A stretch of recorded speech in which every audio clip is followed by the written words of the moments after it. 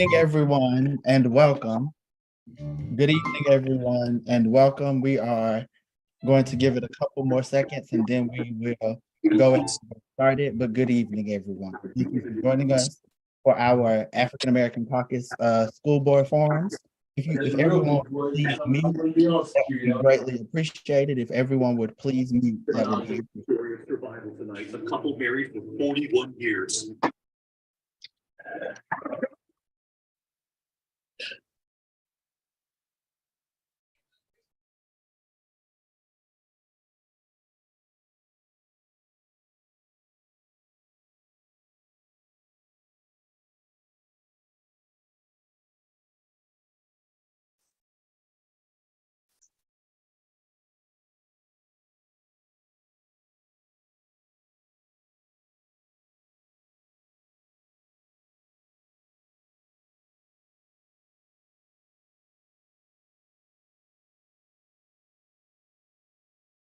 And again, good evening, everyone. My name is Braxton B. Coates, and I have the pleasure of serving as the president of the African American Caucus of the Mecklenburg County Democratic Party.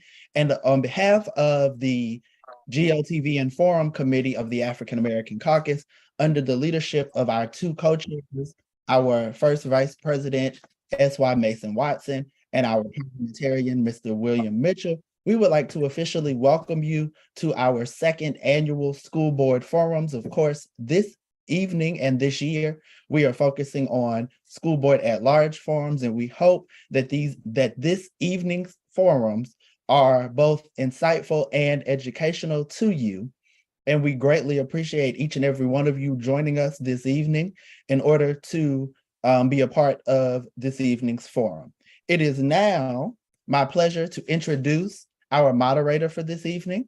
Our moderator this evening, Dedrick Russell, is currently the executive producer for community content at WBTV.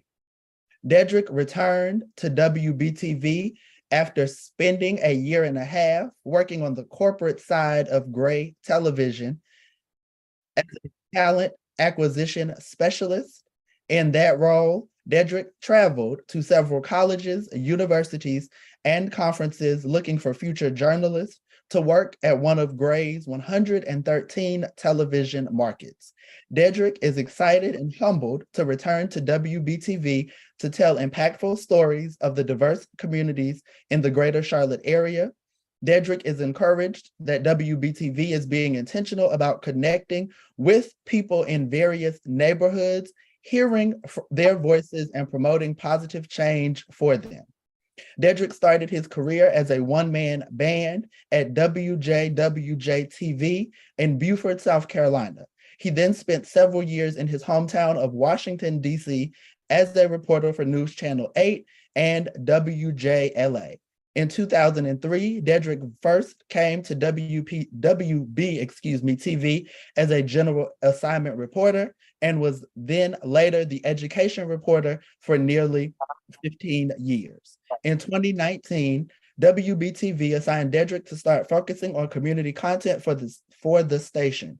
He tackled the lives of young boys in Charlotte, economic mobility, race relations, and health. In 2020, Dedrick and the team were nominated for an Emmy for the special called Facing and Erasing Systemic Racism, a Community Conversation. Dedrick has a BA from Virginia State University and an MS in Communication from Syracuse University School of Newhouse. He is a member of Alpha Phi Alpha Fraternity Incorporated and serves on the board of the Harvest Center of Charlotte. Ladies and gentlemen, let's welcome our moderator for the evening, Mr. Dedrick Russell. Thank you, President B. Coates, and I am privileged and honored to serve as moderator. I love education, and we know that we need some great leaders to be in our Charlotte-Mecklenburg School District. Before we go any further, I want to establish rules of engagement so that we will know how we will proceed with this forum. Each candidate will have 2 minutes for opening statement. After that, candidates will have 90 seconds to respond to each question, and the organizers have allowed each candidate to receive 1 rebuttal for the entire forum. one rebuttal for the entire forum. What is a rebuttal? A rebuttal can be used when your name is mentioned and when unfactual information is presented. Let me read that one more time. You will have one rebuttal for the entire forum. A rebuttal is that you can use it when your name is mentioned and or when unfactual information is presented. Candidates will have 1 minute for your rebuttal. And then at the end, we will have 90 seconds for the candidates to deliver a closing statement.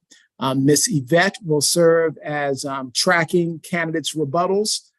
She will inform us, she's waving her hand, and also you see a timer on your screen, 2 minutes, and that 2 minutes will go down. Does everyone see that 2 minutes on there? So please be mindful of the time because we want to get to all the questions and we want to hear what each candidate has to say. Okay? All right. We will start with the opening statements and we will start with Mr. Michael Johnson. We will do it in alphabetical order. Mr. Michael Johnson, welcome. Thank you and good evening to you all. My name is Reverend Michael Johnson, Jr. I am running for Board of Education at-large seat here in Charlotte-Mecklenburg County. I am running to help the lives and improves the quality of life for all students within Mecklenburg County. I am a doctoral candidate who has expertise in strategic leadership and operations management. I am one that understands finance, but also understands governance, who has experience in leading and operating forums with businesses across many different spectrums. And so I am running to improve the lives of student outcomes. I am running to reform what's going on in CMS. I am running to improve the quality of lives for our teachers and educators, and even the students and their families. We understand that there have been bad policies that have been passed and created over the last few years, and it really takes strong, firm, sound leadership to turn this thing around to ensure that our students are successful, our teachers have security, and they're safe within their classrooms, and we can make a difference for Charlotte-Mecklenburg schools. My desire is to ensure that Charlotte, the city of Charlotte, and Mecklenburg County is once again a beacon of light in the education field so that teachers and principals and administrators from all over can once again come back to Charlotte, to the Queen City, to learn and be educated and trained on what quality education looks like. However, it takes sound leadership at the top of the house, and I am running to reform and make a difference to ensure that our students are successful. Again, my name is Michael Johnson, and I'm running for Board of Education at-large here in Charlotte-Mecklenburg County. Thank you. Thank you, sir. Next, we will have Mr. Brian Kasher. You're muted, sir.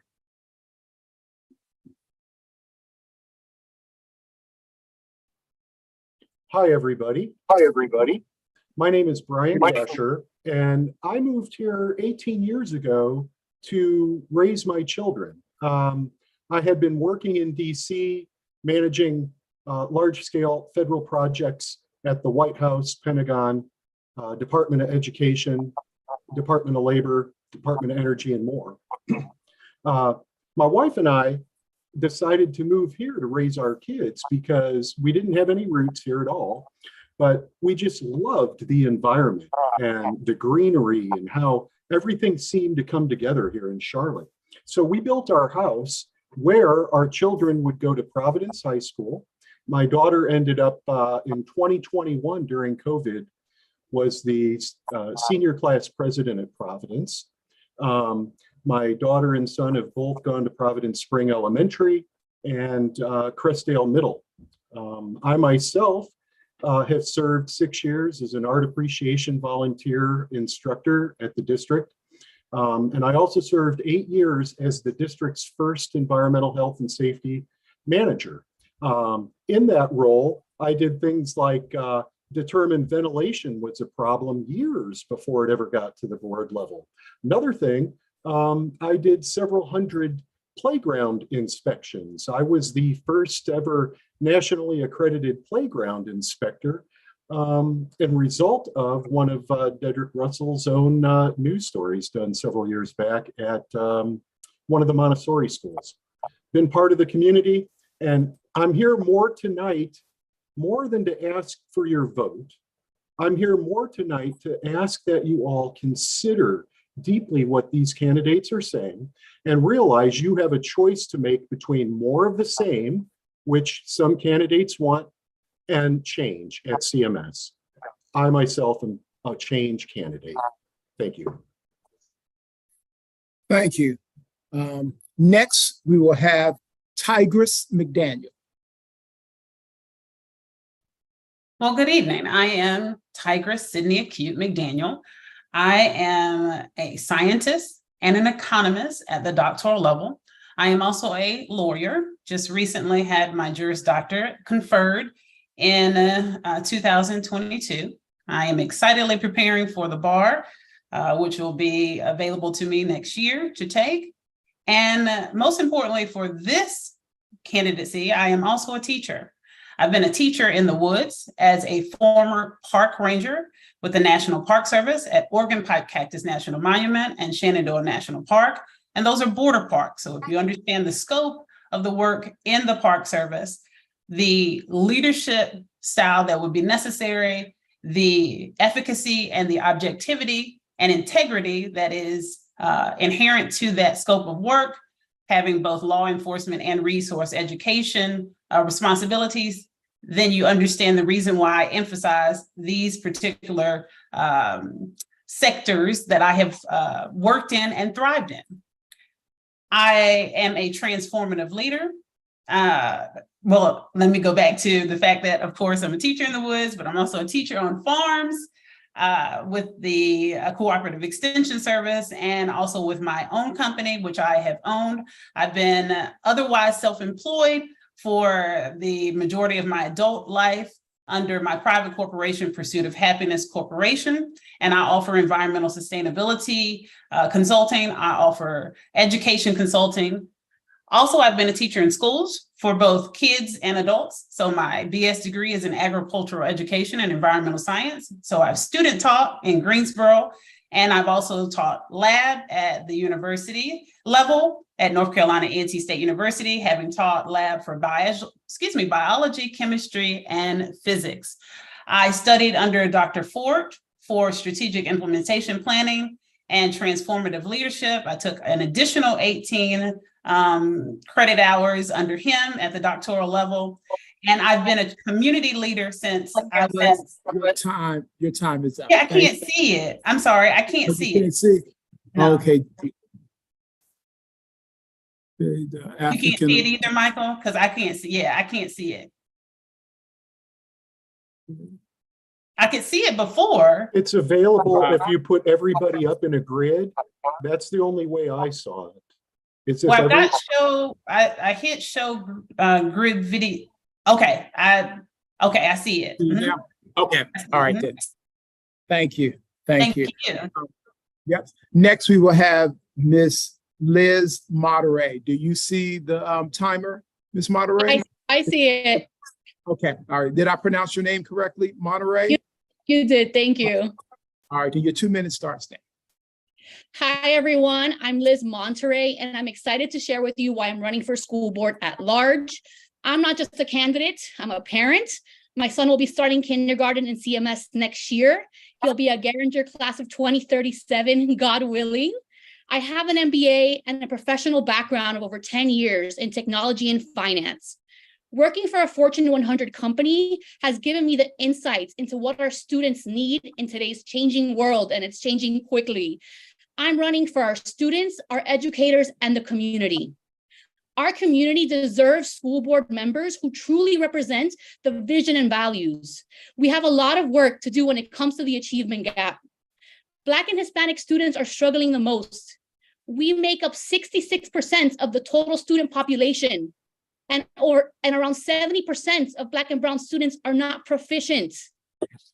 It is unacceptable that this achievement gap persists any longer. To bridge this gap, we need to focus our attention on student outcomes. As a board member, I will work to unite our communities in supporting our students.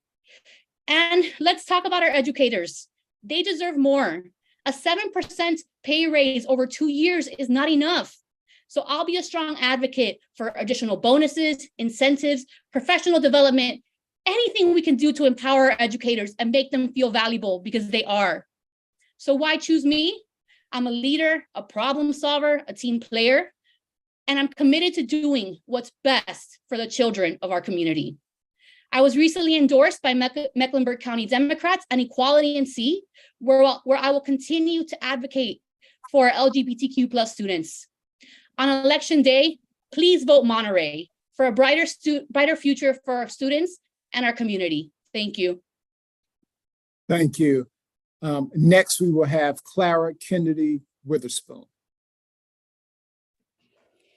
Good evening. My name is Clara Kennedy Witherspoon. I am a retired school counselor, but I retired from the role of a multi-tier system of support specialist. And in that role, that is the framework to close achievement gaps. It is something that Dr. Hill is focusing on this year. I'm so excited about that. I grew up in Charlotte-Mecklenburg. I came through CMS, Charlotte-Mecklenburg School System, 1st grade through 12th grade. I know what it looks like to close achievement gaps. I understand outcome data. I did the work inside the school building. I know what we need to do to close those gaps. I am the person that you need to put on the school board. We need folks who know what it looks like inside of a school building. We need to understand what teachers endure daily. I understand that. And I also am a strong advocate for increased pay for our teachers. We can close achievement gaps when we have the quality teachers and teachers inside of the classrooms. We've got to make a change. Thank you. Thank you. Our first question, given the challenges for the school system, including teaching and staff shortages, facility conditions and resources, as well as the vast disparity in student performance, what qualifications and skills do you possess that will assist in addressing these issues? What qualifications and skills do you possess that will assist in addressing the issues CMS is facing? We will start with Mr. Brian Kasher.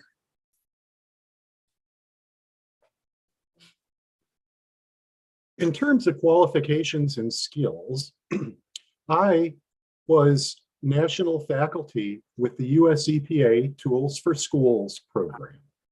In that program, I was regularly making presentations to school board members, superintendents, and executive leadership staff of school districts around the country, teaching them how, by engaging faculty, by engaging parents in the overall education process, we can, at a no-cost fee, improve conditions that enhance attendance and also enhance children's cerebral abilities, the ability to do advanced mathematics and such, by elimination of things inside buildings that impede the education process. So for instance, in about 45 minutes, I could teach everyone on this call how to go into your local schools and almost immediately have a positive impact on student outcomes in terms of academics and health and attendance. So through bringing my advanced skill set as an industrial hygienist, my master's in public advocacy, my graduate certificate in public management practices, I'll bring proven expertise that has a record. Thank you. Ms. Tigress McDaniel. Okay. Hold on. I cannot see the timer. I don't want to start until I can see the timer. I've done exactly what you asked me to do, but I can't see the timer. I could see it before. Okay, then You do you can't have the hear me. grid? Yep, I tapped the grid and I cannot see it. When I tap the show grid video, I see William Mitchell and Joshua Twitty. When I tap, you might want to consider scrolling through because we have multiple pages. So it might be on a different page. Would you mind scrolling through to see if it's on a okay, different I page? see it now. Okay, all right. Okay, yeah, I had it fully out. Okay. All right, duly noted. The question with regards to assisting Your in addressing qualifications the and skills. issue. I'm Yeah, sorry? your qualifications and skills that you possess. And so that's exactly why I actually begin with my qualifications. Sometimes we don't actually get this question, and this question is most relevant. I am hands down the only candidate who is both a scientist, economist, lawyer, and a teacher.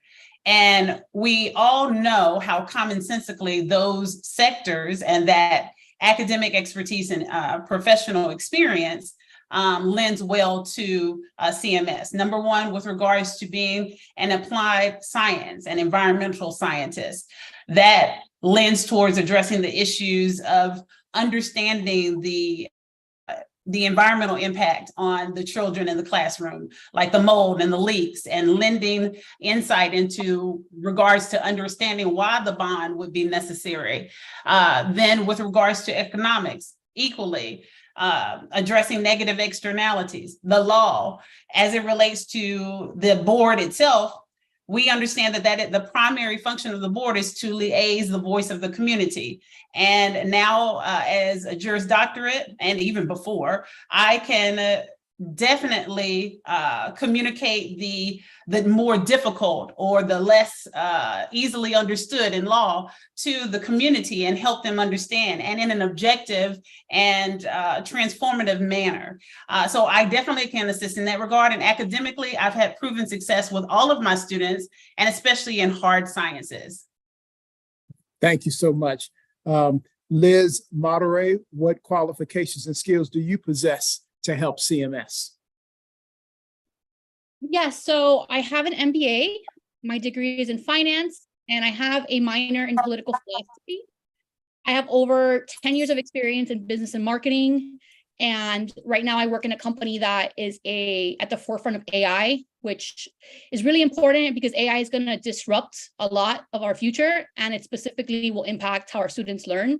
And I think I could be a great advisor to the school board when that happens. It's coming soon. My company announced a couple of weeks ago is investing $20 billion in AI. I'm also fluent in Spanish. So a third of our district is Latino Hispanic.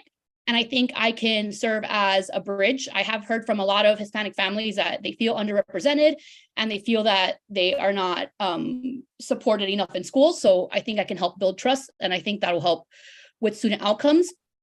I also want to note that the district is about to see a massive shift in funding sources as COVID relief dollars expire in next September. So I have experience managing complex budget systems. So I think I will help. I think this will be a relevant skill once this happens to help the board transition from that. 16 seconds. And I also have personal experience. So I think, I have the immigrant experience. I understand the lived experience of a lot of students. And I think I can be a great advocate and role model on the board. Thank you. Thank you. Clara Kennedy Witherspoon, what are your skills and qualifications? Well, I'll begin by first saying that I recently worked in CMS as a multi-tiered system of support specialist. And with that, in that role, what I did is work with schools to look at their school data to see how to strengthen their core. And that means that's the way that every school should be operating. I have that experience. I also served as Garringer's High School MTSS coordinator before I went to the district. I am a licensed school counselor. I understand the importance of social emotional support for our kids, because we have to wrap services around the whole child, not just looking at the child and behavior.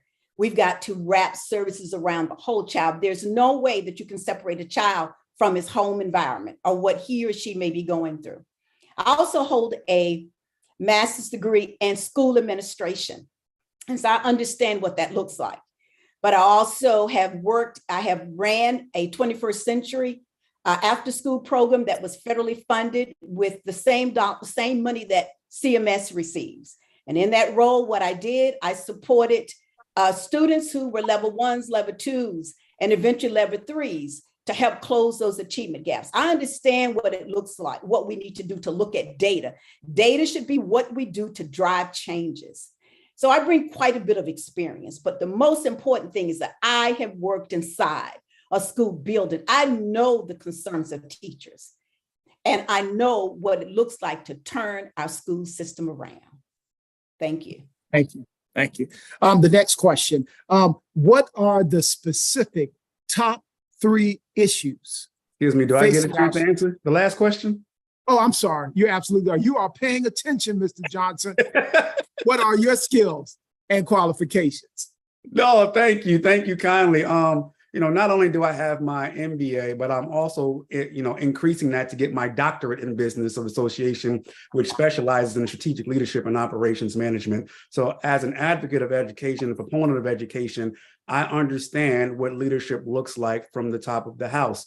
Having worked in corporate America, I've been in the rooms with some of the top leaders at one of the largest banks in the country. I see how policies are crafted. I've learned how policies are crafted that impact the stakeholders and people across different lines of business and within the matrix of an organization. So we understand that crafting policies and creating policies isn't a unilateral thing.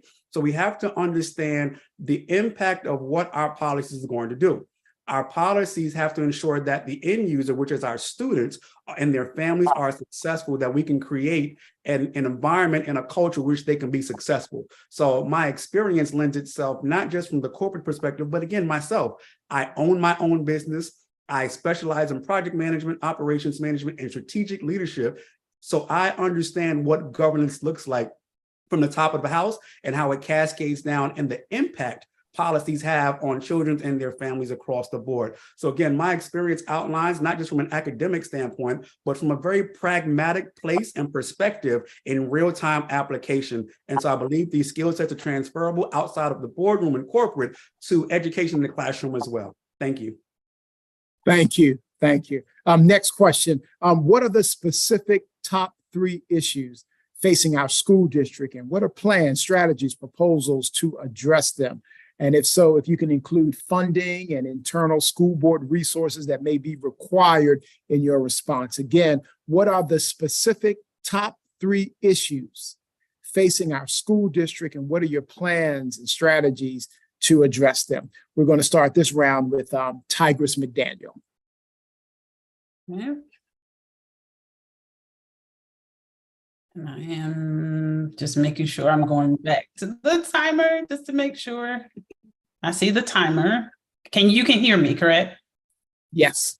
Okay, awesome. Okay, I'm ready to begin.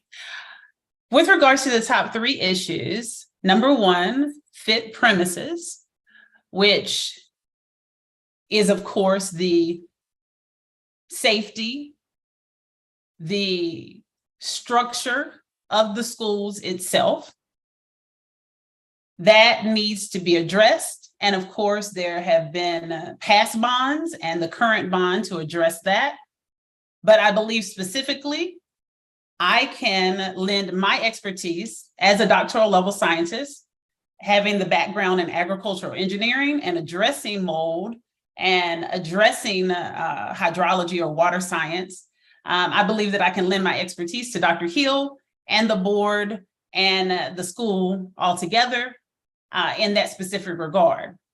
So you get that service effectually for free. It's all included.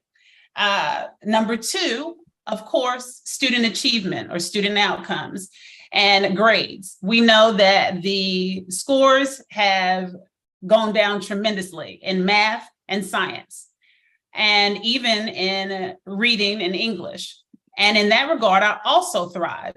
The other candidates have mentioned how they've been in business or they have been in schools, but you see that they have made no viable impact that could actually be quantified for the sake of the benefit of the students. Mine actually has been quantified and qualified, so much so that I have been deemed by my community as Queen Get Her Done. And I've had that title unrivaled for over 20 years. Thank you. Thank you. Liz Monterey. Yes. So I would say my top 3, and I just want to be clear, board members don't have individual power. They have to do this collectively to work together, but these are 3 issues that I would advocate for. So we've already done, or the board has done some work to address absenteeism and absenteeism. And so I want to make sure that we continue these efforts to make sure that our kids are in school, because they can't learn and we can't close the achievement gap if they're not attending school. And also us trying to figure out why they're missing school. It can't just be a one-off. There has to be a bigger reason behind it. So we need to figure out that reason and learn more and have more cultural awareness training around that.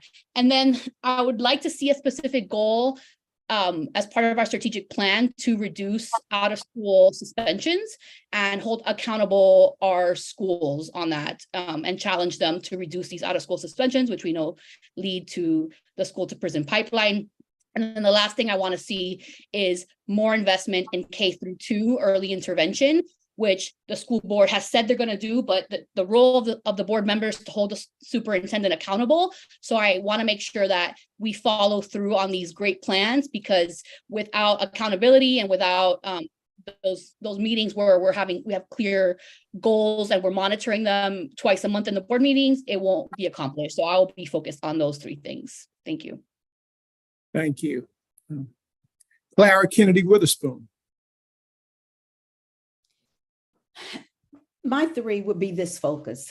First, we have to have teachers in the building. So we have to address teacher retention, why our teachers are leaving, and increase in teachers' pay. That has to be huge. Can't close achievement gaps if teachers are not in the building. And we're losing teachers because they feel devalued. So that has to be a priority. My second priority would be security.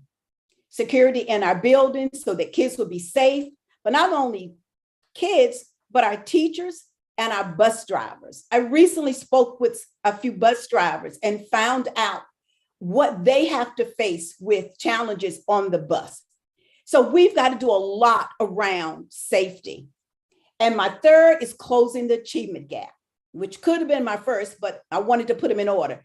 Closing the achievement gap, if we address teachers, that's going to be huge, and closing our achievement gap. So those are my priority, because our kids need to be able to read, write, and do basic math. And we are failing our kids, especially kids of color. So those are my priorities. Thank you. Michael Johnson. No, thank you. I think that's a great question. I believe my top three are going to be: one, we have to ensure that our schools are safe. You know, we speak of personnel challenges, we speak of, teacher retention and attraction, and we speak of closing the achievement gap, but no one's going to come to a place where they don't feel safe. No one's going to come to a place where they feel as if they can be attacked, if not verbally or physically accosted at any given point in time. So a priority for me would be, one, to ensure that there are policies in place that will ensure that our students and our teachers are safe. Two, if we do that, we can then have great and quality teachers in the classroom that can contribute to increasing academic outcomes. Because if you have quality teachers in the classroom who care, who are determined, who are driven, who are motivated, who feel supported, who feel valued, who feel heard, if we have these teachers in the classroom, then it will allow to a culture of academic progress. And so that would be priority number two, is to ensure that there are policies in place that just foster a culture of academic success and academic excellence. And then three, most importantly for me, is to ensure that we are being fiscally responsible, to ensure that there are policies enabled and there are the resources that are available to ensure that the teachers are successful and schools are successful. Because what good is having great teachers if there is no books in the classroom? And what good are books if our students aren't able to read them? Thank you. Brian Kasher. Okay, so in terms of three, I think mine also starts out with safety, but from a little bit different perspective. We're being asked, we've got $1 billion in the bank from the last bond, or at least $1 billion of spending capacity. And we're being asked to approve another 2.5 billion. And one thing we know that 2.5 billion won't do is harden all the schools. One of the great selling packages of the bond package, which I do support with reservations, but one of the great things of the bond package is that It's offering new schools that are going to have the protections built in. I think every student deserves those protections today, right now, not 5 years or 10 or 15 years when they finally get around to it, but right now. So I think enhanced safety, including looking at how we can better maximize the use of the bond funds. 2, a laser focus on academic achievement. A laser focus on academic achievement, and that includes budgeting budget dollars where our students need it. We've been talking for years about not closing the achievement gap, but our budget doesn't, to me, show that that's really where we want to go. And finally, transparency. CMS is the most secretive agency in North Carolina, second only to the Republican legislature. I think we need truth in governance, and that means transparency. Thank you. The next question, I know everyone has talked about teacher pay. We know that teacher pay is set and that North Carolina legislature, that they give CMS money to pay teachers. We know that there could be a step increase with the county, but sometimes the CMS, they don't get all of that money. So talk to me, you want to increase teacher pay. What is your strategy to increase teacher pay when you get the set amount from North Carolina? We're going to start that question with Liz Monterey. Thank you for asking that, because yes, that teacher pay is decided by the state legislator. So we need legislators that will vote for teacher pay.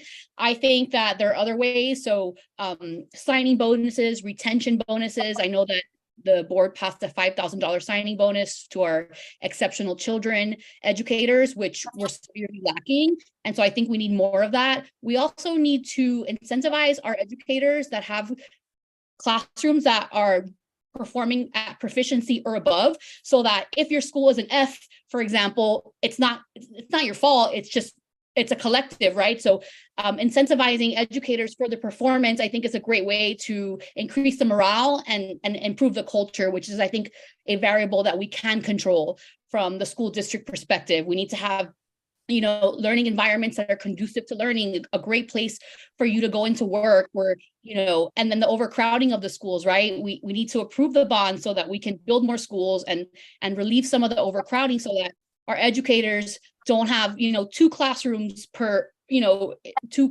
educator and all of that.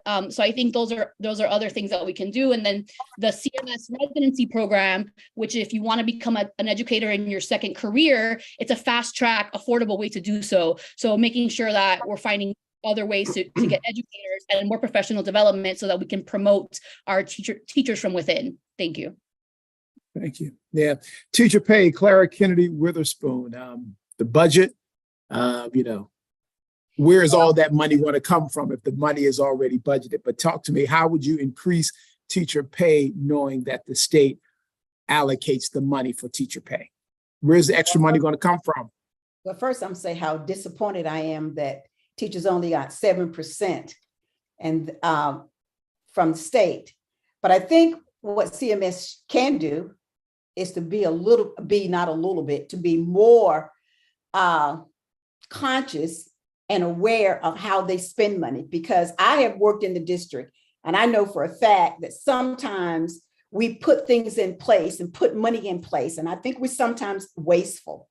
So I think we can look at how we go about spending money, because I think there's places that we can trim down. And I also think that we can be a better steward of how we manage the money. And then of course we know that we can also seek additional funding through the county. But with those 2 things, I think the CMS can do a better job of managing money, because I believe that CMS has money, but we don't always govern how we budget and how we manage. And I have personally seen where I believe money has been wasted. And I would like to see us to be a better steward over the money that we currently have. Thank you. Michael Johnson, if you're for teacher pay, where's the money going to come from that will be sustainable for years to come? Talk to me about that. There we go. That's the question on the table. So thank you for asking. We're talking about sustainability. I am for teacher pay. I want to ensure that our teachers have not just a livable wage, but a wage in which they can sustain themselves and they're not making life decisions of either A, paying their phone bill, or B, getting groceries. So one of the ways, and it's in my platform, we talk about being innovative and finding innovative ways to do it. There's a line in the state statute that says the local board of education can use state, federal, or all other funds available. It's in that line right there that gives some leeway to allow the local board of education to find alternative ways to bring in money, such as if not creating a private foundation and connecting with the business community and other community partners to actually start funding that pool of resources for teachers. If this were me, I would handle it like this. I would contact the chief human resource officer and the chief financial officer and first determine how much money is needed total to determine what would be needed to bring our teachers' salaries up to at least $65,000, $75,000 a year. Once we have that aggregate number, I would then look to say, okay, how do we either A, as Ms. Witherspoon said, trim the fat in the current budget to figure out where we're being wasteful and reallocate those funds, or then B, connect with the business community who wants to partner with CMS to figure out how can we increase teachers' pay, not just on a one-time bonus incentive, but something that's sustainable for the rest of their career while they're in Charlotte-Mecklenburg school systems. Thank you. Brian Casher, where's the money going to come from for teacher pay to increase it? That's an excellent question. And I'll share something from Juanrique Hall from a forum earlier. He asked the question, we're 100 teachers short now. When we build the new schools, where are the teachers going to come from then? Let's look at it. The South County High School will be a relief school. Well, where are the 150 teachers going to come from? They're going to come from the urban campuses is where they're going to come from. They're not going to open that school empty. I mean, we really got to look, when we're talking equity, we really got to look at what the county, not the county, let me take that back, what the Board of Education are telling us they want to do. I think we also, as a board member, my question would be, where is the superintendent's recruitment and retention plans for the last 10 years? Let's look at what they've promised us, because it's the same problem every year. This is nothing new. Let's take a look at what they've promised us every year for the last 10 years, and we still start out short. Bus drivers, teachers, it's absolutely nothing new, no shock. Let's take a look and see what worked, what didn't work. And did they do more than create reports to give us ideas what we could do? Or did CMS actually do it? Personally, I think we're starting out short because they haven't done it. They haven't done the work. Tigris McDaniel, where's the money going to come from to pay these teachers what they're worth? I am the only candidate with an interdisciplinary background and unrivaled, so even amongst my peers. That interdisciplinary background also includes an expertise in addressing negative externalities, which none of the candidates have spoken about. And again, that's my expertise. In that regard, I work both at the federal level and the state level, and at the municipal level, and in public schools and at the university. What I would suggest and what I would advocate for would be integrous use of federal funds. Those federal funds that could come from green building implementation, and I would be the only candidate that would be have expertise in such undertaking, and I could lend my expertise in that regard. There are $1 million grants that are available in that capacity alone, which of course would then free up the budget to increase salaries, and significantly so, on par with the education that teachers have undergone, which entails even behavioral psychology, which I've spoken about at forums before, so that would give them that bandwidth to be able to do their entire scope of expertise in the classrooms, as opposed to having the limitations with both finance, and we know that affects your mental. Also with STEM vocational support, there are fundings available for that. I, again, in ending this, will be the best candidate to help CMS address those issues in that regard. Thank you. We're going to stay with the funding. For some time, the North Carolina legislature has been an obstacle to a quality education for all North Carolina children, from a failure to fully funding public schools to an outright campaign to end public education. What is your plan as a school board member to overcome this major impediment to quality public school education for all North Carolina children? How will you address this issue, trying to get the North Carolina legislature to give up some more cash? Let's start with Clara Kennedy Witherspoon. What comes to mind is the Leandro money that is still being held up by the state, is that money would be huge if that money was released to level the playing ground for all children.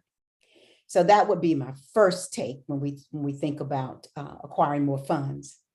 And then also, I think as a board, we have to advocate. We have to write our congressmen, we have to write our senates, we have to do all of those things and show up when we need to show up to advocate for the need of more funding to support education. And you're absolutely right. We don't have the funding. We have schools right here in CMS that do not have equitable resources. We can't do the work that we need in our Title I schools, our low performing schools, because some schools can purchase the MAP, which is a testing to measure kids' performance, to be able to put interventions. They don't have the money to do the intervention staff. So we've got a lot of issues. Funding is a huge issue. And in order to level the playing ground for all of our kids, we've got to have the funding. But the Leandro was the first one that comes to mind for me. Thank you. Mr. Johnson, what's your solution? Definitely agree with many of the points Ms. Witherspoon has made on this evening. But I would also just say that we have to leverage relationships. The local board of education has to begin to leverage and use their resources at both the local and the state level to ensure that they are leveraging their relationship to push for more funding. It all goes back to having the right people in place, having the right personnel in place. I mean, we have executive directors now currently who's supposed to be, leveraging on our behalf. We need to ensure that whomever is reaching out to create our legislative agenda is proven to be successful, and not just leveraging, but really negotiating on behalf of the CMS district to ensure that we have the resources that we need. Mr. Casher, how are you going to get more money from the North Carolina legislature? Well, first, I agree that the legislature in North Carolina has been savaging education funding since I can remember. I don't remember any meeting I've ever attended where we were overjoyed that North Carolina is funding education where it needs to be. It's never happened. I think one of the tactical errors the current school board and its members made was keeping on a member of the North Carolina General Assembly, a Republican, as our collective voice. The government affairs director at CMS is a Republican who was hired right out of the General Assembly almost under the McCrory administration. And I think it was a significant mistake to believe that when Governor Cooper whose mother, by the way, was an educator, I don't think we've had a governor whose heart is more into education than Governor Cooper in my memory.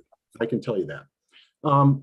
What I would like to see is Leandro would be a great victory, but I think we need Democrats representing us in terms of our voice to the General Assembly so that they actually hear our values, not values interpreted through the Republican mind, but actually our values presented as we believe them. I don't think a Republican can do that for us.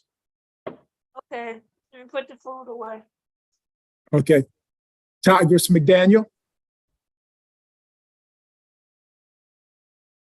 So no one has spoken about the express fact that constitutional law is the basis for equality in education, in public education, and arguably the private sector as well, because they can regulate at least public funds in that regard, which we know funding does have an impact on all education, both public and private.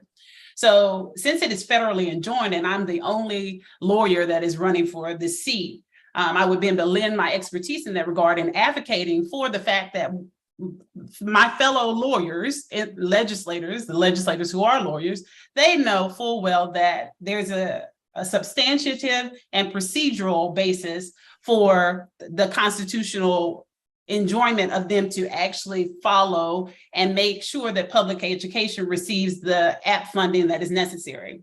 That substantive right equates to making sure that that quality of education is at the maximum potential as opposed to doing the very least. And I realized that here recently, and whereas I understand Dr. Hill's intentions in dropping the bar to the reality of poor student outcomes, that is not the approach. That approach is only understood on paper, but that does not work for transformation into improving student outcomes. Now, on my end, it actually stopped at 37. So I don't know. I just noticed that it stopped. Have I lost my time? I'm confused here. On my end, it stopped. You can keep going. Okay, because I want to make sure, because I looked up and I was like, okay, it's still at 37.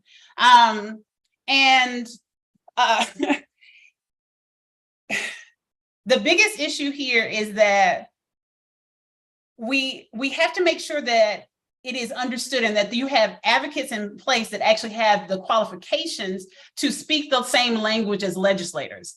And of course I do. And I exceed that because I also can speak to them and rationalize the science and the economics behind it. And at the end of the day, the reason why they're pulling the funds is because a lot of families are moving to private education sectors. But if we focus on transforming the students' outcomes, and it has to be a transformative mindset, then they will see the economic value and they will be willing to reinvest those funds in the public sector. And these are things that I have already advocated for and have explained and liaised for the community.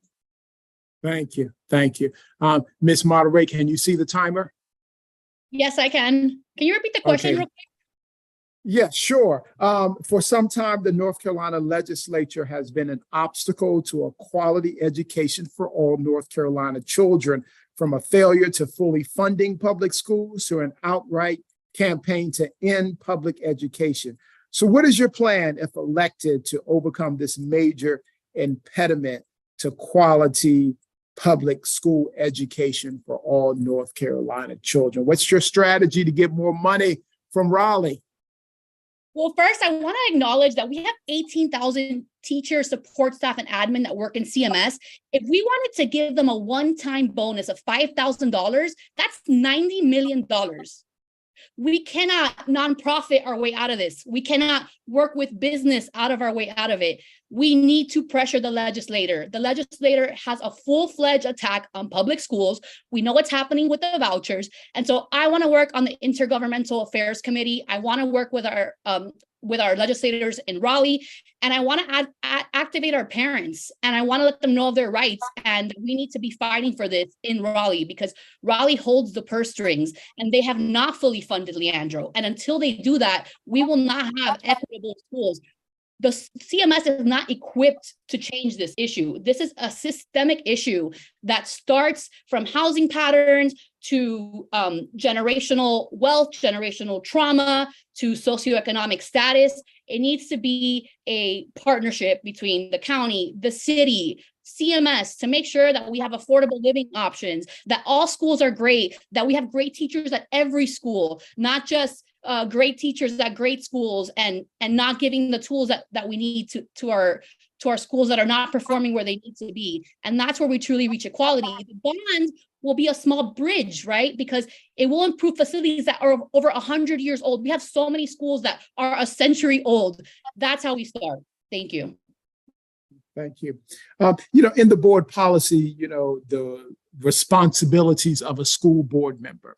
And one of the qualifications is members of the board shall attend board meetings. Just want to know, the question is, when was the last CMS school board meeting you attended? Committee, or when was the last school board meeting you attended? We'll start with Mr. Johnson.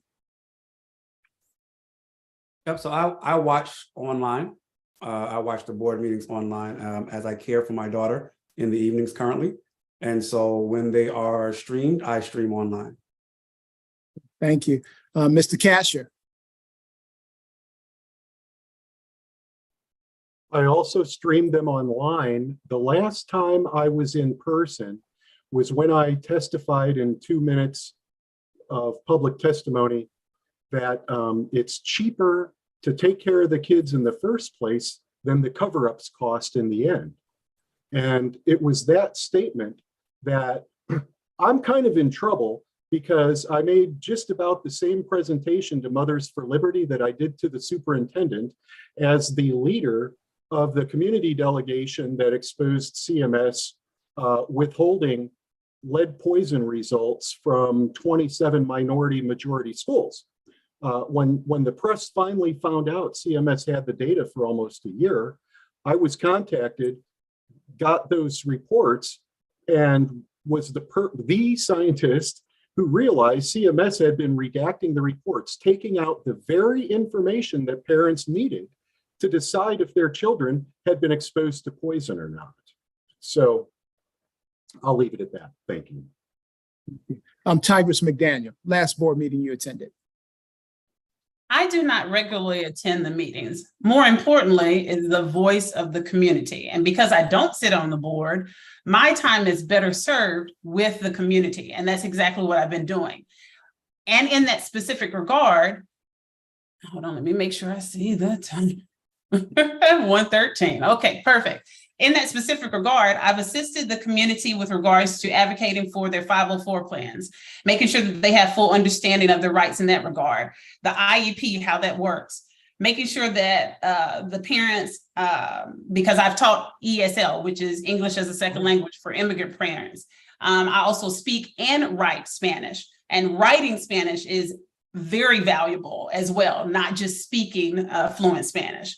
In that regard, I've interpreted or assisted, because of course there are some legal ramifications with regards to providing legal interpretation to Spanish-speaking parents. I've also lent my background as Haitian and Cherokee to those students' parents as well, and helping them to understand the culture of CMS and how to survive the culture of CMS with regards to being bullied with regards to inequities. Also, as it relates to the LGBT community and advocating for their equitable representation in classrooms and speaking with teachers and being on the part of the PTA and lending my support with fundraising. So I've done it on those accounts, and that's where it matters. Thank you. Ms. Monterey. Ms. Monterey, last board meeting you attended. I attended one in September where I learned that they released the latest proficiency scores, and where I learned that students that are Black and Latino from grades 3 to 8, 70% of them are not proficient. That means that they cannot read math or do science at grade level, which is the minimum. And so I also try to listen to them virtually. We're on the campaign trail, so it's hard to be at all of them. But I try to engage as much as possible to stay up to date. I recently attended a training by AJ Crabhill. He's the consultant for CMS, and he's the one that works on the student outcomes focused governance model. That was a 3-hour training, and it was really great because we talked about what the role is of school board, which is student outcomes and representing the vision values of the community. We learned that school boards don't really have individual power besides advocating for the community. And then once you're advocating, you come together as a board of 9 to, serve the greater picture. So that was really interesting. But yeah, I try to attend as much as possible. Thank you. Thank you. Clara Kennedy Witherspoon, last school board meeting you attended. I generally attend the meetings online. I do school board meetings and city council meetings, but I'm also, I often read their minutes and read their notes that are online through CMS's website. But I've attended several community-based meetings this year that CMS put on. Thank you. Let's talk about academic achievement. Test scores released in September. 39.2% of Black students in CMS are grade level proficient across key subjects such as reading and math, and 22.6% are college and career ready. Both increased from last year. Opposed to white students in CMS, 81.1% proficient across key subjects, and 65.7% are college and career ready. What is your idea to make things better when it comes to Black students in CMS? We'll start with you, Mr. Casher. Okay, I'm on this time. First, I think when we really need to look at, in terms of the youngest children, when children come in from socioeconomic disadvantaged areas where parents don't have the time or ability to spend with their children, what I found as I did school-wide leadership meetings and brainstorming sessions with students, et cetera. What I learned from the principals was that over the summertime, anything, the kids learn to write a little bit, they learn to read a little bit, they advance a little bit through the school year, and then summer comes. And it's this big void. And a lot of what they have learned is not retained. So they start the next year back in the hole again. And it's not like, oh, let's just snap a button. I think we need to look at more ways of engaging the children during the gaps when they're not in school, for one. I also think it's important that we recognize that not all students are college bound. A college bound curriculum is not going to appeal to somebody who wants to be a beneficial member of our society, but wants to work with their hands more, or wants to be a mechanic. I think CMS needs to accept responsibility. We have to reach out to the children in our community. Thank you. Tigress McDaniel, what can we do to increase Black student achievement?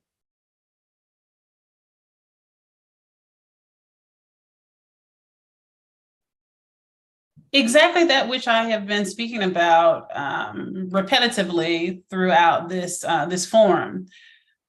I brought those same percentages, not exact, but alluded to those, and it is a grave reality. This is why I said that my time was better focused in the community, serving as a tutor and for the harder subject matter, which again, I would be unrivaled in that regard as far as my candidate, my fellow candidates. I've done it. I've been doing the work. I have proven that kids can definitely learn hard math. They can excel. My son is actually excelling in advanced algebra, and he's in the 8th grade, and he was doing so at 6th grade, assisting with and mentoring them with personal development. I am the only candidate that's from the hood. And so that's a language, a very specific language that the Black communities speak, and being able to sit with them and have them feel safe with me and tell me what's going on in their lives, in their personal lives, both psychologically and otherwise, because again, just as I believe Clara mentioned, the whole child is important. So I've helped at dealing with managing at-risk Black students, and even helping with them appealing disciplinary action that was inequitable. So I believe that I'm the best candidate, again, to help in this regard. Thank you. Liz Monterey, what say you? Can you please repeat the question? Yes. Test scores reveal 39.2% of Black students in CMS are grade level proficient across key subjects such as reading and math, and 22.6% are college and career ready. When you compare that to white students are 81.1% proficient across key subjects, and 65.7% are college and career ready. Truly an achievement gap. What needs to be done to improve these numbers? I would continue to work with the superintendent on the student outcomes focused governance model, where we have clear goals and guardrails and metrics that we judge the superintendent on a bi-monthly, twice a month basis. But I think further than that, you know, our Black and brown students, and I say both because being brown is not an ethnicity. I mean, it's not a race. There are Black students that are brown. So I'm going to include them both here because I think like we need more cultural awareness training. We need more restorative practices. We need less out of school suspensions. We need to keep our students in school. We need to create environments that they feel safe in so that they can learn in. And so I want to see a little bit more of that on, you know, the middle school, high school level. And then I talk about early intervention because that's where you learn the foundation of, you know, reading and then writing so that you can build on your math and your science skills. And a lot of times our students are being taught to take standardized tests. They're not being taught to learn. And that I think is a big miss. So I understand that standardized, two things can be true at the same time, that standardized testing is needed to create benchmarks, but we also need to make sure that we're providing customized plans and early intervention to students that really need it, because that can make such a difference to have a teacher that, you know, doesn't give up on you and goes that extra mile, and you're not just an assembly line. So I would like to see more of that. Thank you. Clara Kennedy Witherspoon, what's your solution? My solution is probably the same as it was last year when I ran. And I see that Dr. Hill is really making a focus on multi-tier system of support. And I said last year, that is just how you do school. It is the framework that if every single school implement it with fidelity, then this is how we turn our schools around. Now, let me say this. Along with the framework, we need equitable dollars in our low performing schools for our kids who are doing this, who are struggling the most.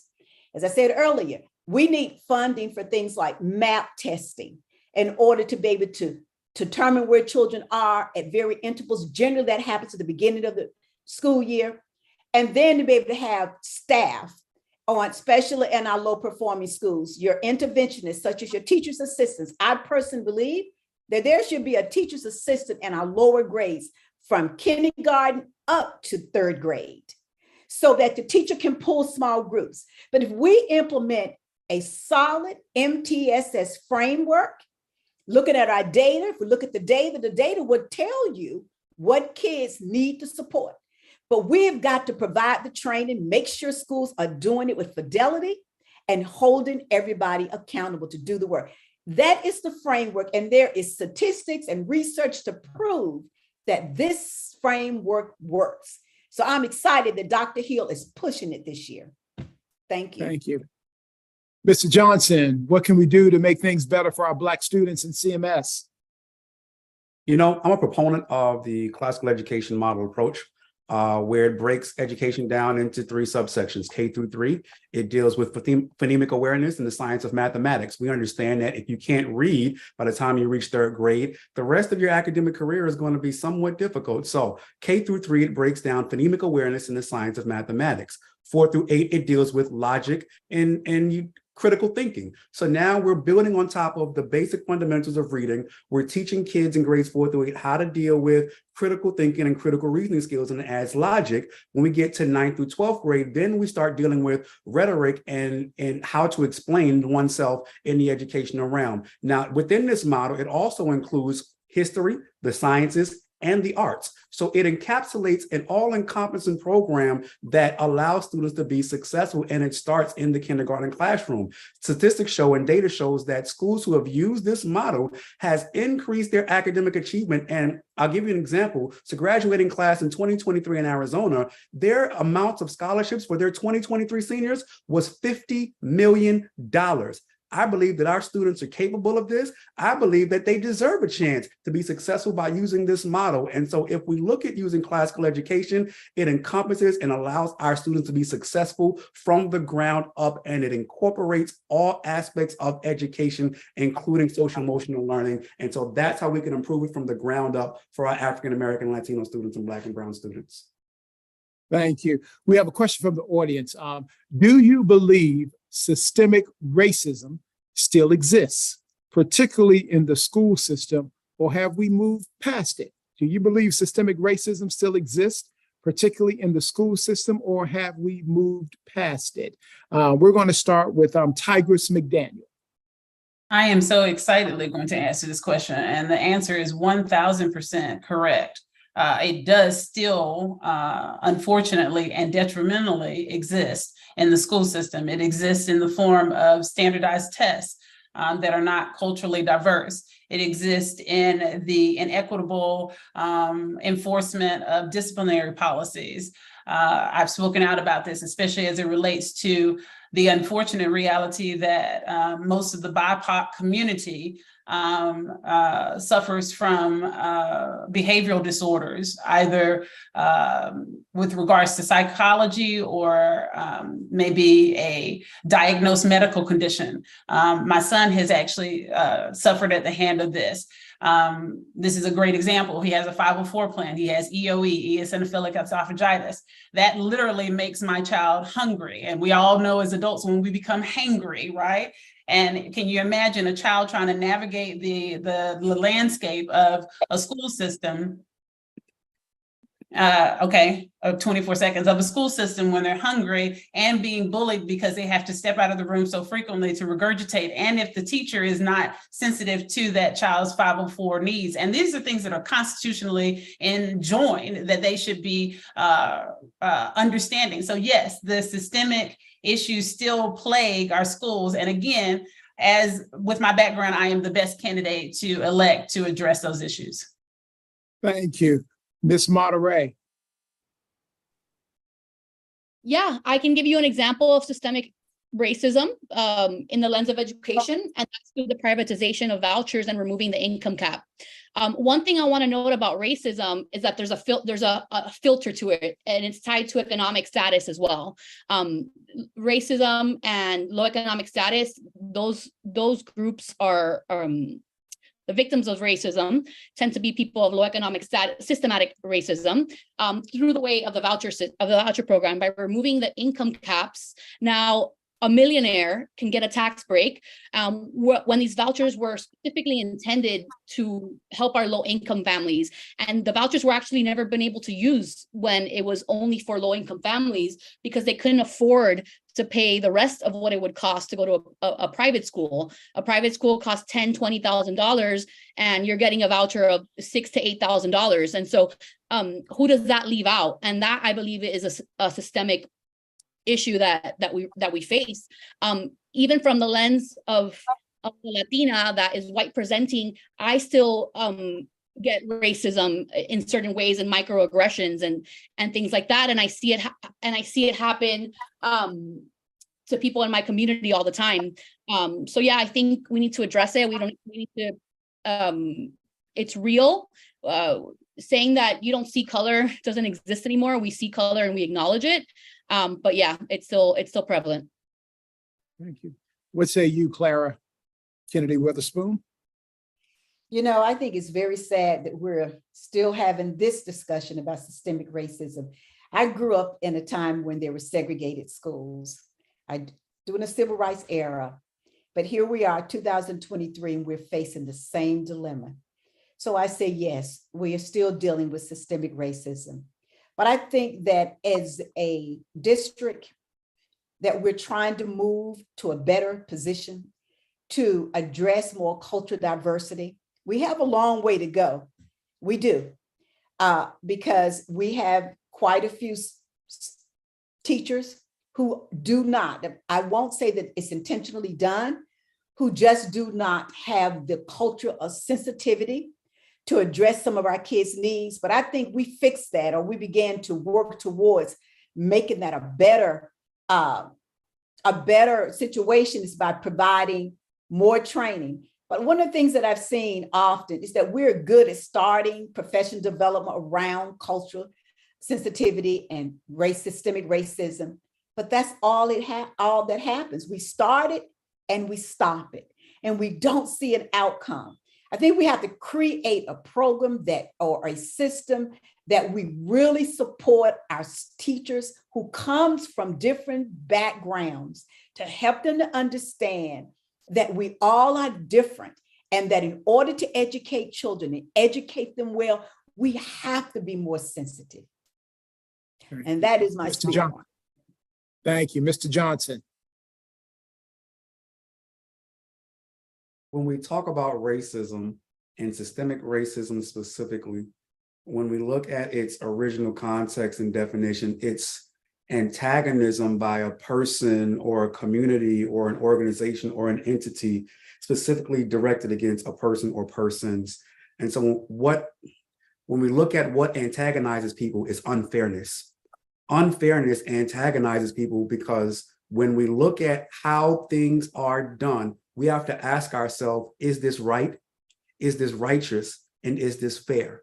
And so when systems have been created to unequally distribute funding throughout the district and unequally distribute resources throughout the community, then we have to ask ourselves, is the system still stacked against marginalized people?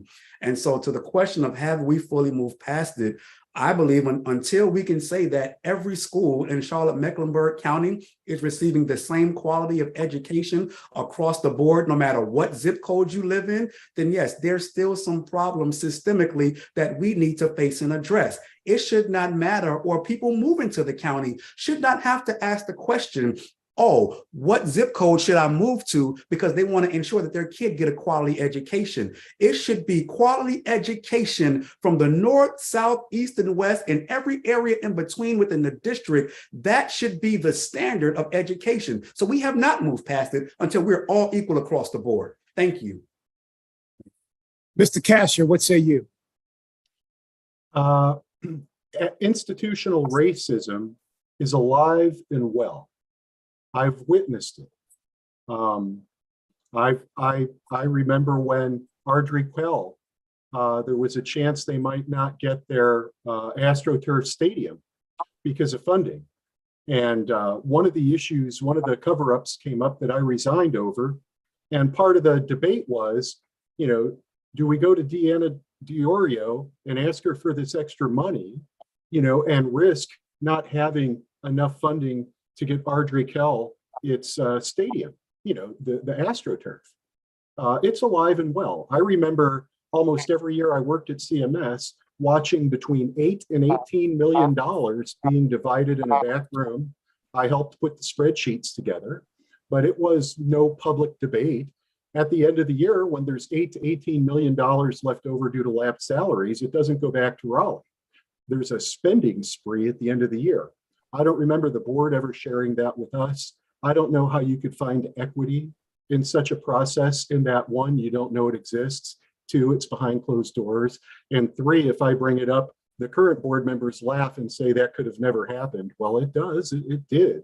Okay, it's documented. There's no way around it.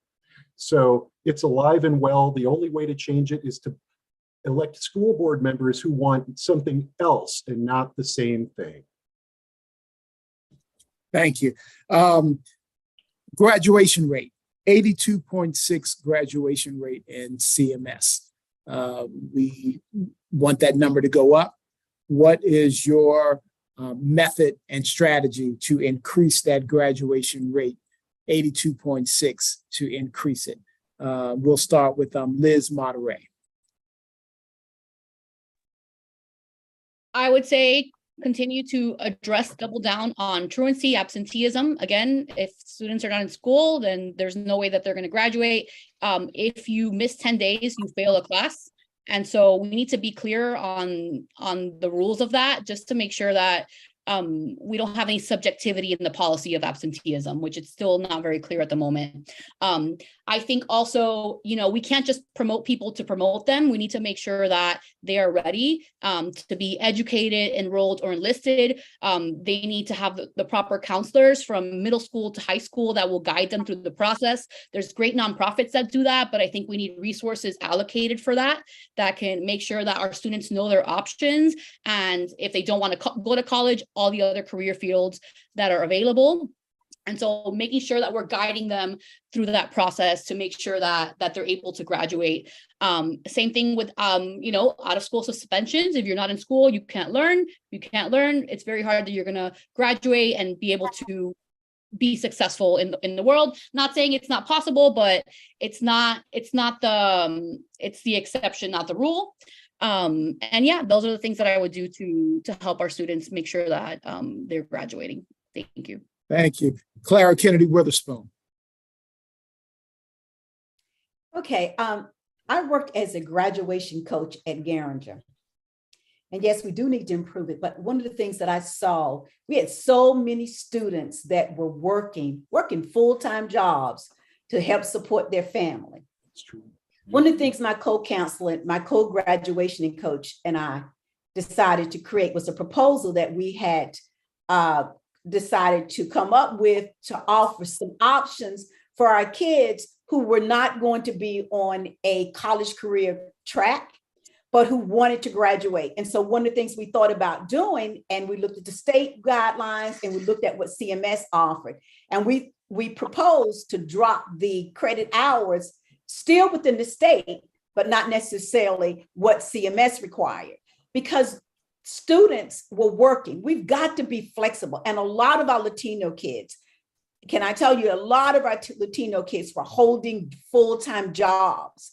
And I know I had one student that comes to mind. He was 3 credit hours away, one course, but he was making so much money working that he didn't find the need. So we've got to come up with some creative ways to help our students who are doing dual things, such as working a full-time job to support families, but still graduate. I think that is a great way to look at increasing graduation rates. Thank you. Michael Johnson. That's a very great question. I'm very glad you asked it. Let's be frank. There are many different pathways to success. First and foremost, we have those who are going to go to college. We have those who may want to start their business. We have those who may want to enter the vocational field, or we have those who may want to be enlisted. What I will say is this, that CMS has to have the opportunity, or the Board of Education should begin to draft policy that allows for students to operate within one of those 4 tracks. So if we're understanding that they may not go to college and they may start a business, or they may go to the military, we have to understand, how do we do that? And so it's actually written in the state statute. I think it's like what, 115C34, where it says the local Board of Education shall also encourage high school students and local businesses to specifically partner to target students who may not seek higher education and facilitate high school to work partnerships. Local businesses shall be encouraged to work with local high schools to create opportunities to have students job shadow, internship, and apprenticeship. So if this is a statute that's already listed in the state legislature, then I think the board has a responsibility to ensure that there are multiple pathways for our students to be successful. If they choose not to go to college, there are other opportunities and other pathways. We just have to have the right governance at the top of the house that understand this and how to logistically make this possible. Thank you. Thank you. Brian Kasher. Question again, please. Yes. The current CMS graduation rate is 82.6%. What are your solutions or solution to increase that number? Absolutely. I mentioned it earlier. Michael's mentioned it. Others mentioned it. CMS needs to accept responsibility to come up with programs that reach our community's children and the direction that they want to go. Not all kids fit into the mold that CMS has created at this point. We need to branch out and do more in the areas where, for those children specifically who are not college bound. And there's a lot of people who simply don't need to go to college to be productive Americans. It's absolute fact. We don't need to debate that.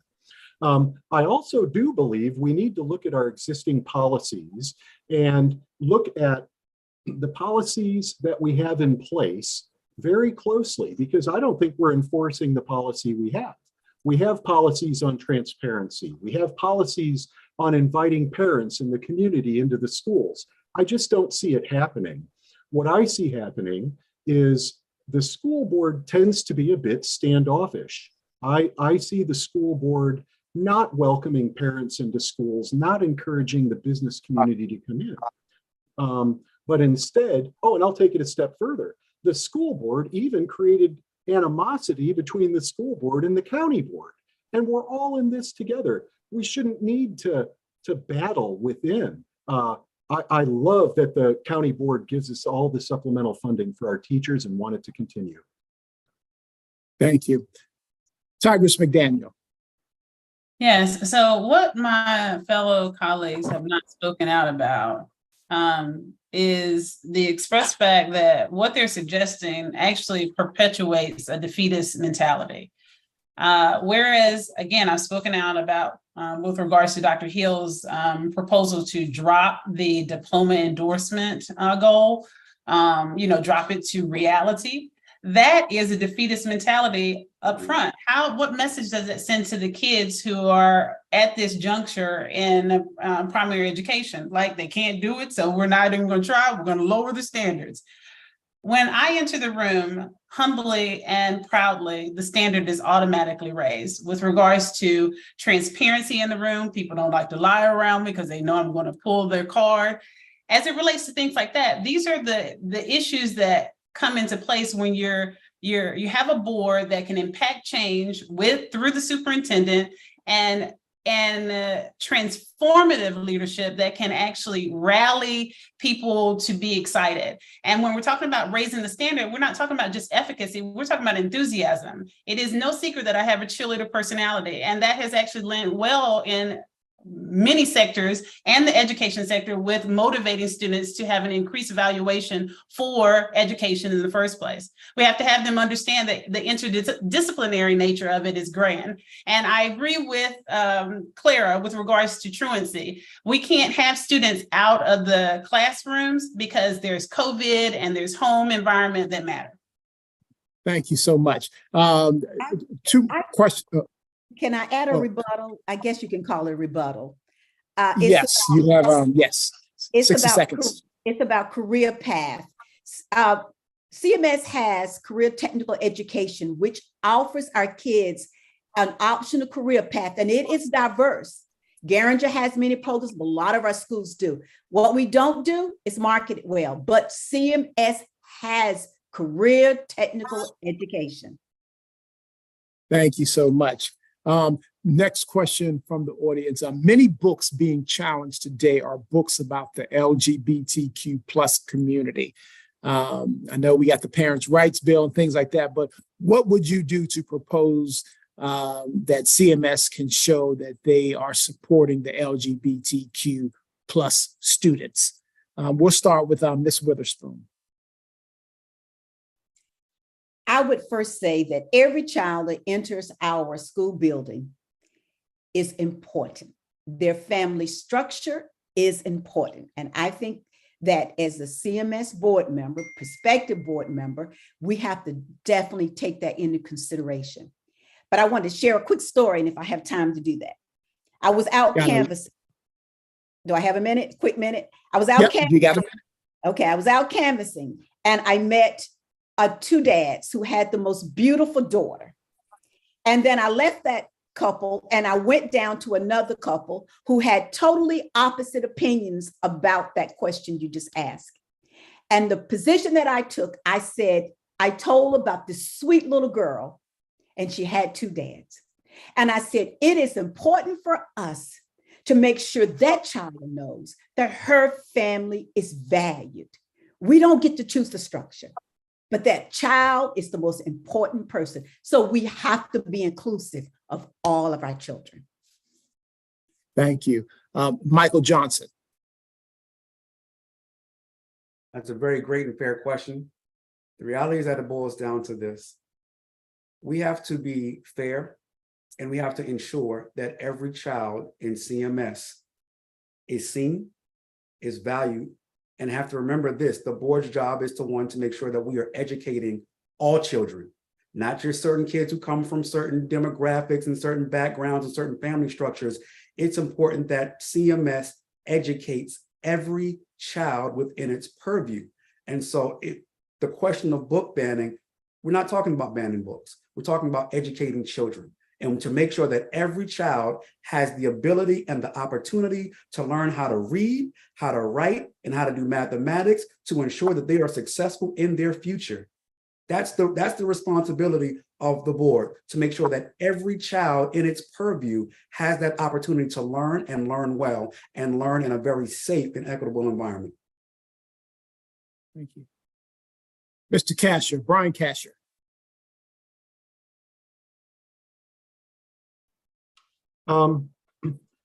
First, I think our own board used kind of bread and circus style politics on the Parents' Bill of Rights. If our board supported LGBTQX plus community, like so many of them claim, then I would like to know why there's not even a mention of LGBTQ plus children on the board's legislative agenda. Okay, I checked, and not even a mention. It's all bread and circus.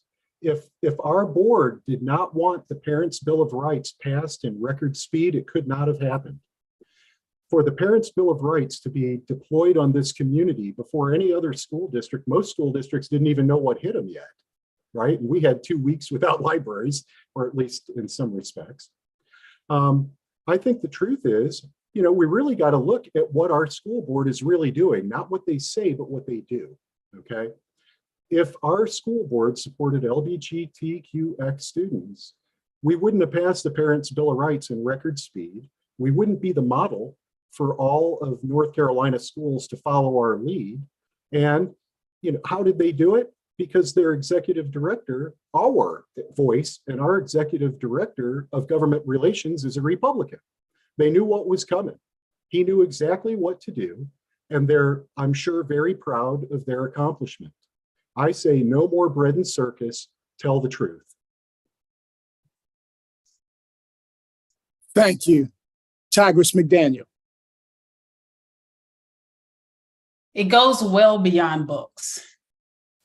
And with my background, arguably, I am the most objective. That is the basis for my leadership style as well. And number one, CMS has to stop hiring teachers that are not inclusive.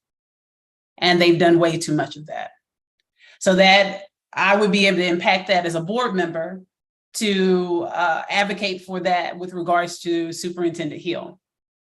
This is a constitutionally enjoined right by students to have a space of equality. We should not be focused on that child's LGBTQ plus status, quote unquote, and more focused on their safety and the fairness in the room so that they can learn. That should be the primary focus. Just like with my son and his 504 plan, the focus should not be on whether he has to leave the room to regurgitate. It should be on the lesson, the math lesson. And that is an area where CMS fails miserably. The teachers are not objective enough.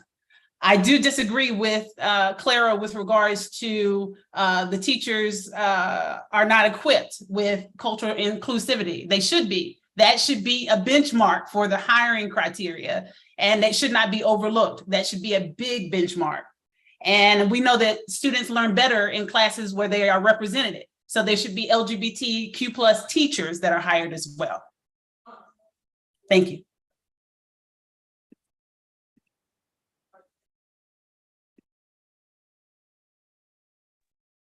Thank you so much. Ms. Monterey. Yeah, so I was actually endorsed by Equality NC, and they are an LGBTQ plus advocacy group it's statewide. And one of the things that they asked me was about SB 49 and how I felt about it. And my guttural reaction was, why did we do it so quickly? Why did the board act so quickly? Why did they change everything so easily? And I actually talked to a lot of board members on this, and I questioned them on this. And unfortunately, we have a punitive legislator, and we don't have, from what they said, they don't have the resources in terms of legal support and all this stuff. And so basically they will be breaking the law if they didn't vote for it. So it's just a tough position. But I will say that now that the dust begins to settle, I do believe we need more inclusivity training across the board, but also we need to provide resources to our educators and school staff on how to navigate this, because it does become a really tricky situation. And so we need to make sure that they have the resources and that we're regularly checking in a sensitive way to our students and our community and getting pulse checks of how they are feeling, because we do have an anti-bullying policy in the district. And so we need to make sure that we're holding the district accountable to this and that we're enforcing this. And so I think, bringing in the community, the LGBTQ plus parents into the conversation and having regular touch points so that we can make sure we're getting pulse checks on this. But it's absolutely deplorable, the attack on the community. I have a rebuttal. I have a rebuttal. Okay, 60 seconds. Yeah, I would just like to. Liz Monterey has mentioned several times that she was endorsed by NC Equality. During the time when they were actually giving us the opportunity to complete questionnaires, I actually had a death in the family, and I made that known to them. But the time frame that passed for me to be able to participate in that endorsement scrutiny, that review process. And in the past, I have been endorsed by Sunrise Movement and other groups as it relates to the LGBT plus community. I've been an ally for my entire life before it was popular for election candidacy and the campaign trail. And so I want to make sure that you all are fully aware that there are endorsement periods that some of us were not able to meet. And again, I was in the grieving process. Some of you are aware of this, but I didn't fail to qualify for the endorsement, as opposed to not having completed the endorsement scrutiny process because of that death in the family. Thank you. Thank you so much. I see that Mr. Casher wants to do a rebuttal. Let's let Clara Witherspoon give her remarks, and then you can have your rebuttal, sir.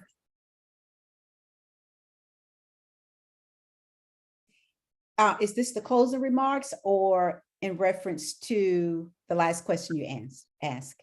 I'm sorry, did you answer the last question about the LGBTQ? I did. Okay, I'm sorry. I thank you. Mr. Casher, you can do your rebuttal. Okay. In terms of the light speed passage of policy in support of the Parents' Bill of Rights, I think it's a nice, comfortable public relations styled spin to say that a mean, nasty legislature would come and get us if we didn't do it.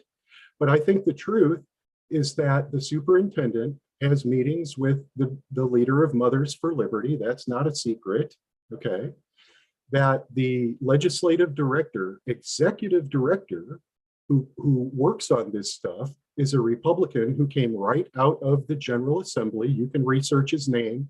I don't need to say it. I have no personal ill will against the man whatsoever. I just don't feel a Republican could possibly represent my values and views, or likely the values and views of many people on this call today. But that's what we have had for many years that our board hasn't shared with us. That's why the bill was passed in record speed and why we dealt with it. Thank you. Thank you so much. This is the last question, and you can do a yes or no, and you don't have to use your whole 1:30, so we can get to your closing remarks. Tonight was a school board meeting, and they had a public hearing on the guardrails, recommendations and things like that. Safety was a guardrail that they are focusing in on, and the safety, and it says, the superintendent shall not allow an unsafe environment in schools, at school-related events, or on transportation. We know that we have had fights at local Friday night football, some incidents on the school bus with pepper spray. So just want to know, do you think kids are safe in CMS, yes or no?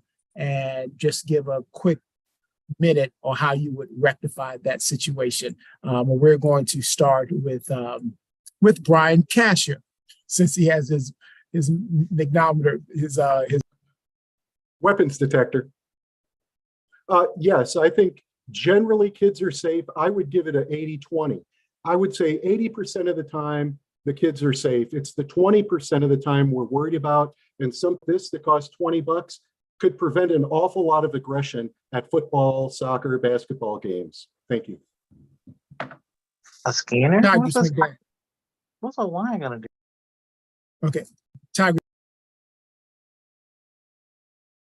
So the answer is yes. I agree with Kasher with regards to the 80-20%, because I was thinking in my mind, generally, yes, children are safe in school, generally. And we're talking about physical safety right now, as opposed to like the psychological safety with regards to LGBTQ plus, inclusivity, 504, ADA, things like that.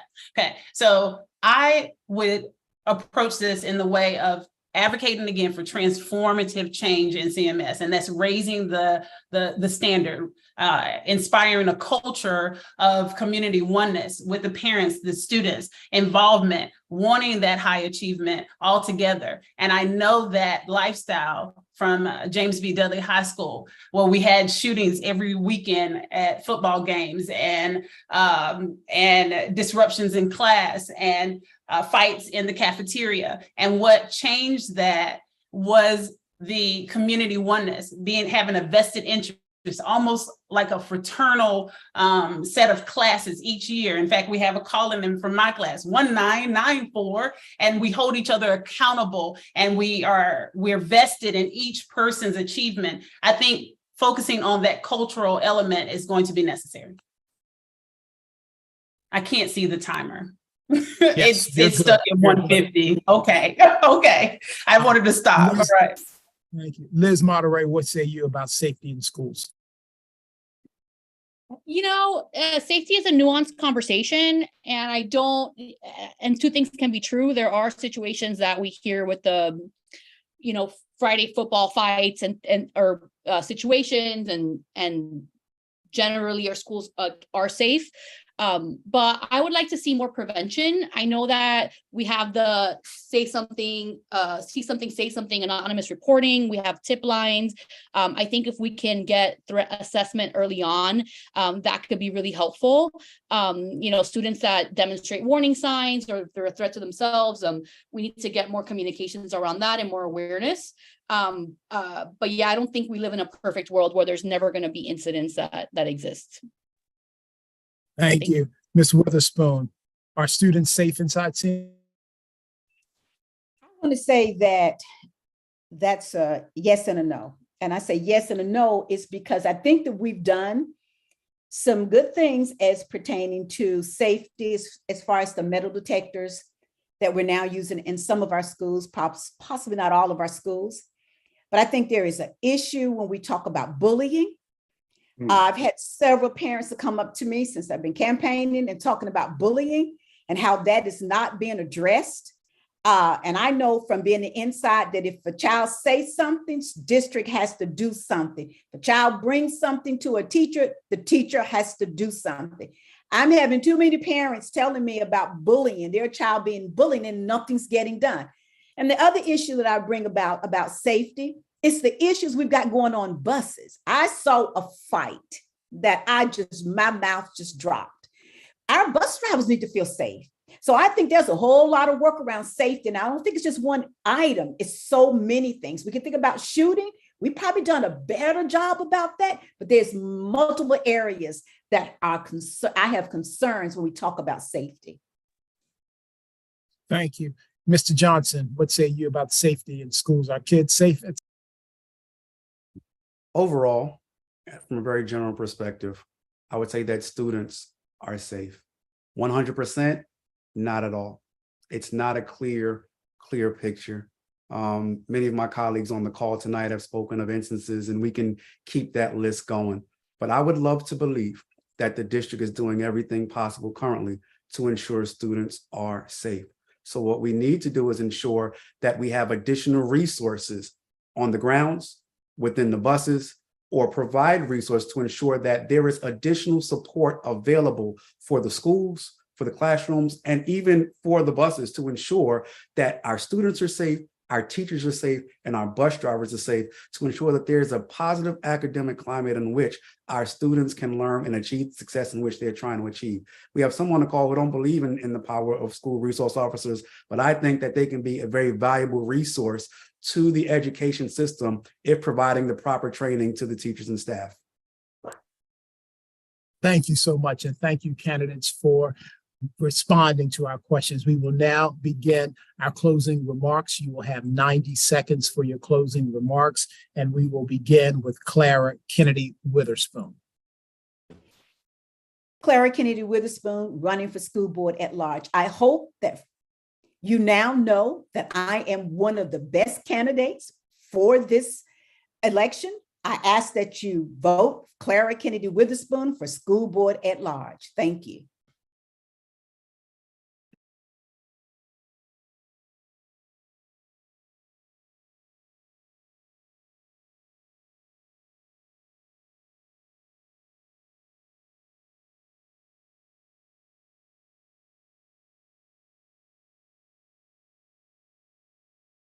It's frozen. Derek, you're muted. Oh, okay.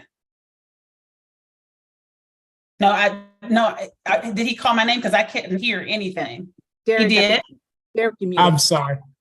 I'm sorry. Oh, okay. I was running out of power on my computer, so I apologize for that. We'll go with Liz Monterey, your 90 seconds. Great. So I'm Liz Monterey. I'm running for the school board at large. I'm a product of public education. I have firsthand experience on the potential to transform lives, going to public education and escaping the poverty cycle. It's unfortunate that all students don't benefit from this transformation and progress. I am a child of Cuban immigrants and my son is biracial. And, you know, I speak the language, not just of Spanish, but the language of business, finance, and technology. My personal history, I can relate to the diverse experiences of our student body. And with my extensive background in business and leadership, I can bring a unique perspective to the board, one that can address the challenges facing our educational system today. I'm committed to advocating for equitable access to educational resources and a culture of inclusion and diversity.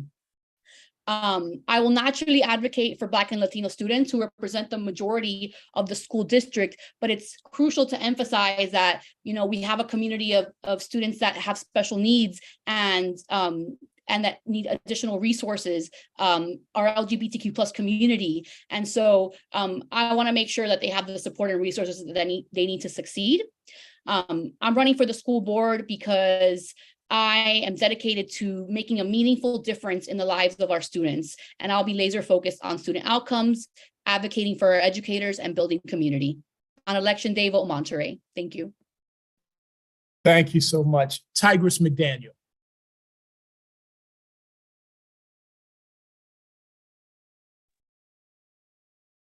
So again, thank you for this opportunity. Remember, you all who are out there within the reach of this broadcast, that I am the only scientist, economist at the doctoral level, and lawyer and teacher running for this office. My languages are beyond English or the linguistics. They include culture. You've heard other candidates speak about only limited cultural diversity.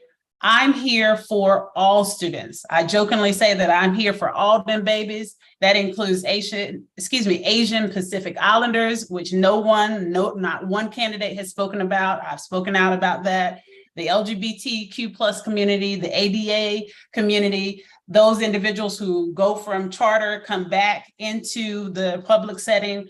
I am the best candidate to help the board move forward in equitable enforcement of policy and integrous enforcement of policy, and to support the superintendent to transform CMS for the better, both enthusiastically and academically, and to meet even the guardrails that have been set in place. So vote Tigress for CMS. And I don't normally do that. Y'all know I'm not a big fan of the lip service or the trademarks. Thank you so much. Brian Kasher. Okay. I'd really like to ask everyone here tonight and everyone that sees this film to take a real close look at the candidates and ask yourself, do I want to see more of the same from CMS, or do I want to see change? There's 3 candidates who've been personally selected to ensure we see more of the same. And as you go through the answers and you hear what they say, it's easy to see who they are. If you want more of the same from CMS, vote for those three. If you want change, take a close look. I'm not even asking you to vote for me. I'd love it if you would, but I'm asking you from my heart, look at some of these other folks. I've been on the road with them, and I have learned there's some excellent candidates ready to inspire change at CMS. You know, people, I'm here to tell you, the student-oriented goals, the big accomplishment of the current board, it's no different than what we were doing in 2014. It's goals, it's objectives by another name, folks. This is not the first board to realize that student outcomes is what matters. I guarantee you, when Vilma was on the board, when George was on the board, there's never been a board that didn't know that. But this board is just figuring it out, and they're proudly running it around town. Please take a look at some of these folks and vote for change. It's the only way we'll see it, is if you decide it's time for change. Thank you. Thank you, sir. And we will end with Michael Johnson. Good evening, everyone, and thank you for your time this evening. And Brian, that's actually a great segue to why I'm here. I am actually here to change the status quo of what's been going on here in CMS through the years. We've heard a lot of the buzzwords and the catchphrases and the data points that tickle your ears and tickle your fancy. But the reality is this. Currently, we have approximately 1/3 of our schools that are low-performing schools. And so that has been enacted by and implemented because of the policies of the current board. And watch this. Now you have people that are running that are nothing but proteges of the people who are leaving. So I'm asking you, and I'm really begging you to not just listen to the buzzwords, but listen to the plan. Listen to a very dedicated plan that's going to give you real-time facts on how we can turn this thing around for our students, to improve academic outcomes, to ensure that our teachers are taken care of, to ensure that our students and teachers and all students within Mecklenburg County feel safe and have a positive pathway to success and not a pathway to prison. We have to understand what's been going on. We talk about systemic things. It's the cycle of failure. It's the cycle of repeat taglines. It's the cycle of all of these things that got us in this situation that we've been in. And I'm asking you, I am imploring you, listen, please break the cycle. Vote for Michael. You can read more about what I'm talking about on michael4cms.com. That's Michael, the number 4cms.com. Thank you, ladies and gentlemen. Thank you, candidates, for sharing time with us, talking about your platform. Been a pleasure serving as your moderator. I'm going to turn this portion of the program back over to President B. Coates. Thank you. All for a wonderful, amazing, lively forum. Thank you again to our moderator, Mr. Dedrick Russell. Thank you to our 5 at-large candidates that were present this evening.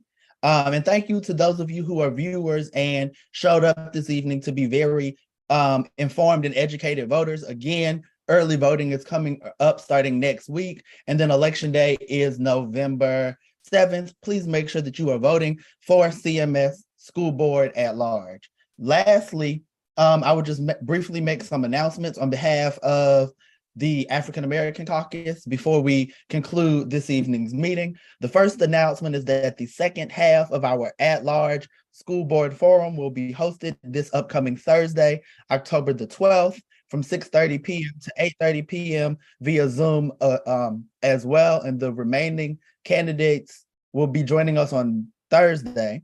And then please also join the African American Caucus for our monthly general body meeting that will be held on October the 24th via Zoom at 6:30 p.m. And then lastly, to the members of the African American Caucus, please, after Thursday evening, be on the lookout for an email with a ballot to vote for endorsements for school board, along with some other school issues. And once again, thank you all for joining us. Thank you to the candidates. Thank you to our moderator. We hope you all have a wonderful evening. Thank you for joining us.